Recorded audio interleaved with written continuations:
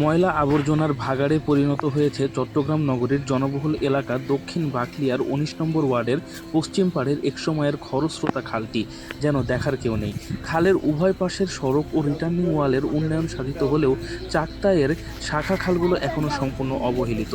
উক্ত খালের উভয় পাশে প্রায় ৬০,০০০ মানুষের বসতি। খালের পাশের রাস্তা দিয়ে প্রতিনিয়ত গড়ে ৩ থেকে ৪ হাজার মানুষ চলাচল করে। নগরীর জলাবদ্ধতা নিরসন প্রকল্পের আওতায় তম্বিয়া সেতু সংলগ্ন এই খালের দুই পাশে রিটার্নিং ওয়াল নির্মাণ করার সময় যে গর্ত খনন করা হয়েছিল, নির্মাণ পরবর্তী মাটিগুলো আর দুই পাশ থেকে সরানো হয়নি। ফলে সামান্য বৃষ্টি, জোয়ারের পানিতে সেতুর দুই পাশের ময়লা আবর্জনা ফুলে ফেঁপে উঠে এলাকায় ঢুকে পড়ে, দূষিত করে এলাকার পরিবেশ এবং স্কুল, কলেজ, মাদ্রাসা শিক্ষার্থী ও অফিস আদালতগামী পথচারীদের ও এলাকাবাসীদের পোহাতে হয় চরম দুর্ভোগ। পাশাপাশি জমে থাকা ময়লা আবর্জনা ও পানির কারণে মশা, মাছি ও বিষাক্ত কীটপতঙ্গ সহ ডেঙ্গু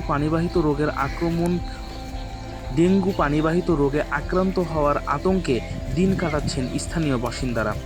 সুনির্দিষ্ট ডাস্টবিন ও বর্জ্য অপসারণ ব্যবস্থা না থাকায় নিরুপায় হয়ে খালের মানুষ দৈনিক গৃহস্থালির বর্জ্য ফেলেই সহজে খাল ভরাট করছে।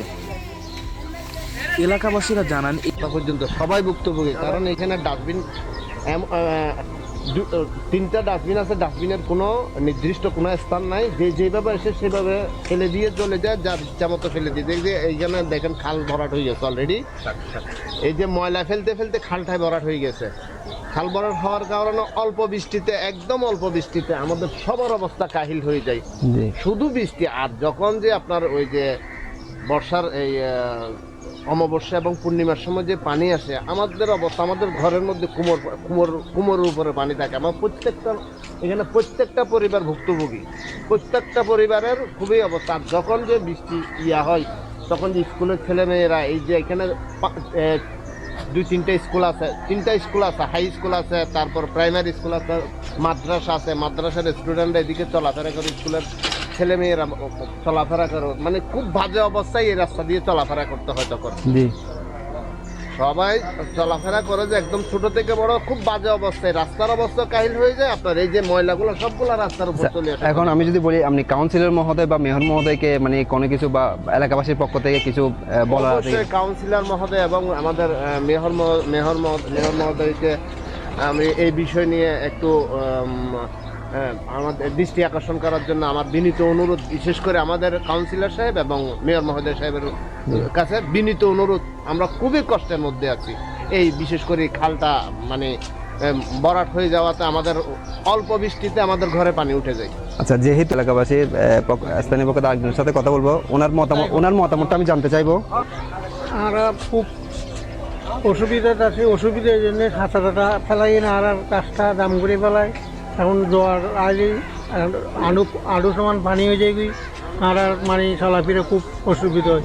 আর মেয়র মহোদয় ও কাউন্সিলর মহোদয়ের কাছে আমাদের রিকোয়েস্ট, আমাদের এইটা একটু দেখে সাফ করে দেওয়া হোক। জি, ধন্যবাদ। আসসালামু আলাইকুম, আমি আব্দুল মাহবুদ।